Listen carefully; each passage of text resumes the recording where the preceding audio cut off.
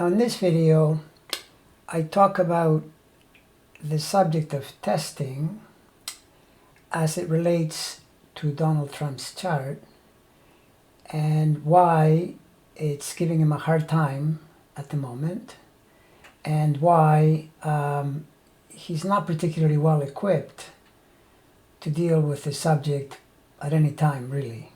So if you enjoy the astrological language, correspondences, and the technical discussion, then you will find this video fun to watch. If not, you've already heard the summary, which is that it's one of those subjects that, unsurprisingly, Donald is currently having to deal with. So I'm honing in on testing because it's the talk of the day, and basically it's the idea of data, third house, information, and to try to find out what the heck is going on, so we actually know what's true and what isn't true. And you can see from Trump's chart, he is completely ill-suited, unequipped. It's an area that does not work well for him because the planets he has in that area, Jupiter and Neptune, super strong by being in stationary position, both of them.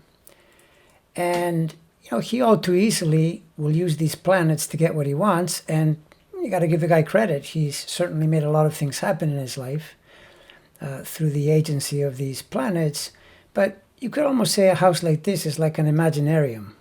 It's the total opposite of what it could be around the reality of true data and what it actually says. And you could turn to Venus as the ruler and say, well, it's next to Saturn, maybe that could help. I don't think so. From observing this guy up close and looking back at his life, that has not been the case, except in the sense of how he can manipulate data to suit whatever position he's trying to maximize for himself at any given moment. And in any case, it may even be true astrologically as well, because Venus next to Saturn, Saturn is in Cancer, it's in the sign of its detriment, it's the 12th house. It's not particularly great. They also square a little widely, but the Jupiter squares those planets. So none of that is good. And the point is that this is a subject that up to now in his life, he has been able to manipulate enough to, move himself forward, get things to happen.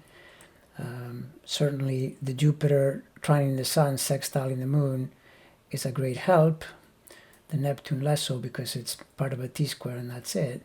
But what's really important here is that now in the transit of these planets, the Neptune starts there as a slow orbit, it's come around, and it's going to be directly square Uranus and the Moon, and actually pretty close to the Sun around the summer solstice. And these cycles, once they lock in, they're in play until they finish the very last degree.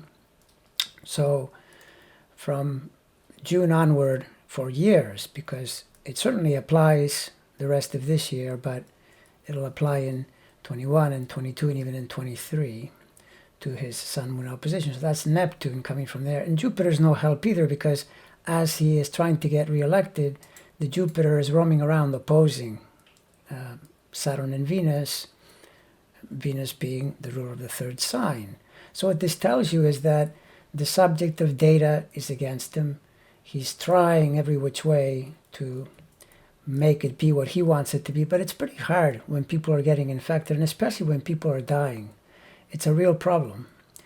And I expect that when we get into the summer and into the full-blown election season, he's going to try like crazy to create his own reality, which is precisely what this does. You're putting planets that are visionary and incredibly optimistic and even boastful when they go to the dark end. And if you know any astrology, it's easy to understand how this is Donald Trump's way of communicating. It's literally his logic and his message at the same time. So he's going to try with that Neptune square, to confute and to befuddle and to do all kinds of things to throw people off. But it's going to be a tough haul because people are really watching. And you can see by way of the numbers that the message isn't landing very well. And so I strongly suspect that the question of the third house is going to prove lethal to this man in 2020 and beyond, but especially in 2020, which is when he's trying to get reelected.